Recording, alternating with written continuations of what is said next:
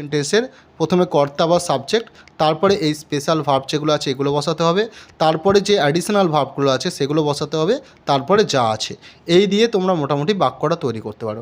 আমি এখানে দুটো বাক্যের উদাহরণ দিয়েছি, যেমন আমি খেতে চাই, এটা যদি আমার কথা হয়ে থাকে তাহলে প্রথমেই সাবজেক্ট বা কর্তা বলতে আমরা আই বসিয়েছি, তারপরে হচ্ছে এখান থেকে আমরা জানি চাওয়া ইংরেজি হচ্ছে ওয়ান্ট, WANT ওয়ান্ট, তাহলে এখানে WANT ওয়ানটা বসিয়েছি।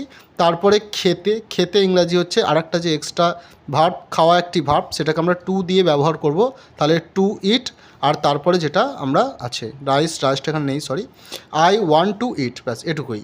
আমি একটা বই রাখি, এটা যদি হয় এখানে রাখাটাকে একটা পুট বলে ভার্বটা আমি লিখেছি, তাহলে এখানে আই প্রথমে কর্তা, তারপরে রাখিটা বসালাম পুট, তারপরে একটা বই, এখানে এ বই, যেহেতু এখানে আর অন্য কোনো ভার্ব নেই তাই টু দিয়ে এখানে যে ভার্ব বসিয়েছি এখানে আর কোনো ভার্ব বসাবার প্রয়োজন নেই।